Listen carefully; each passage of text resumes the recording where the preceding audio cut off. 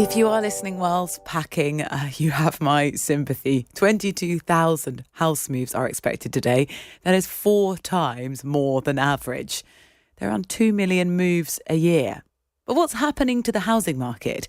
As we were talking about on breakfast yesterday, it's been quite stagnant. And uncertainty from the Treasury's mooted policies that impact your home, if that's the potential of capital gains tax to be paid on your primary residence, or the fact that landlords could pay national insurance on rental income, all of those potential policies is creating unease.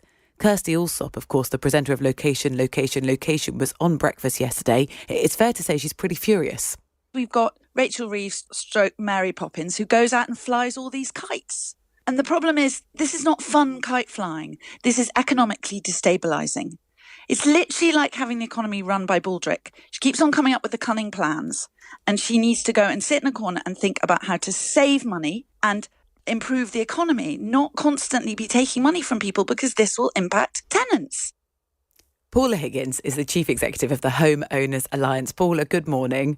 Good morning, Rosie. Why do so many people move on the last Friday in August? Well, it's been happening for years. It's the busiest day for the last 13 years, according to our data. But it's traditionally a natural time to move because, maybe you're moving because of schools, the new school year.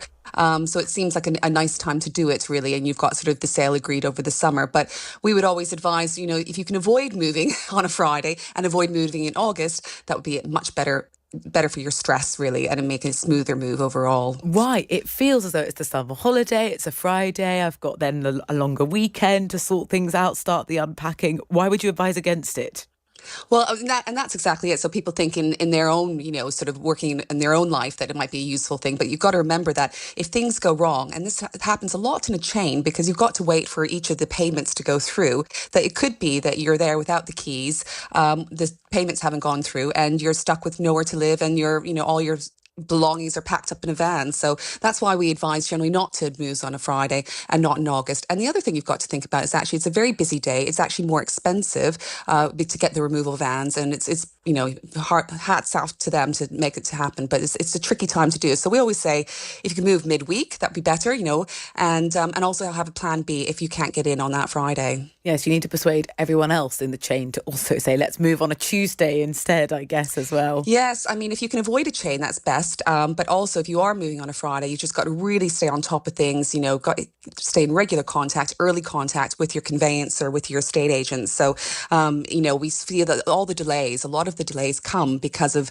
delays in transfer of funds, keys not being released, delays in the property chain, and also things that people are not ready to move out on time. They haven't really packed up. And the knock-on effect is it can be quite stressful. So I guess, if you do it midweek, or if you can kind of avoid moving in a chain, that would be ideal. Before the working week is over. So if you get into trouble, there's sort of people you can still contact, I guess, as well. Yeah, because we've got Friday, it's, Saturday, then everyone's gone. So that's the thing. You've at least got next day. So you might be, stuck for the weekend.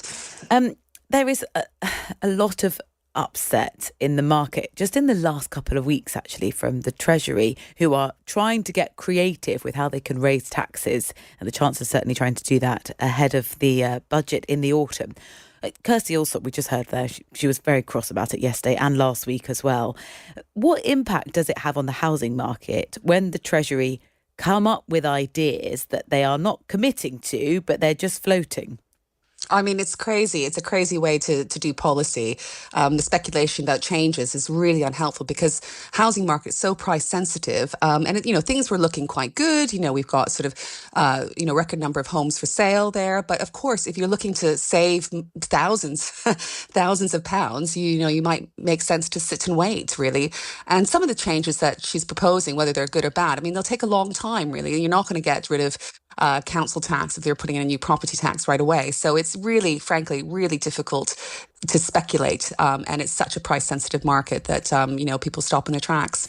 What about the stamp duty holiday that's just finished? When you have a piece of policy like that, what are the sort of ripple effects afterwards?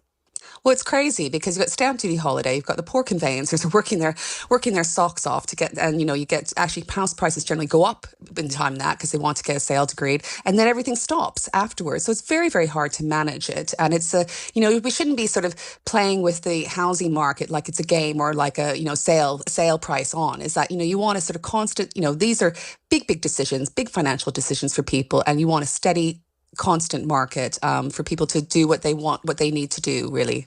You mentioned there's a record number of homes for sale, but I mean, where are the buyers? Are they getting offers? Not so much. I mean, the buyers have started coming back because there's been some relaxation of the affordability rules.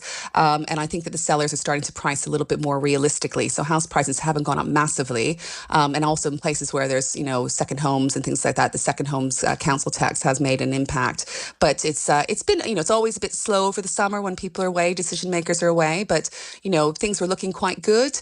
But now this is, we're already hearing that things are starting to stop and people are going to sit and wait to see what happens. If there was a piece of, if you could sort of petition the Chancellor, if you had the ear of the Chancellor to say, for those who want to sell and to buy, what would be the best policy she could implement?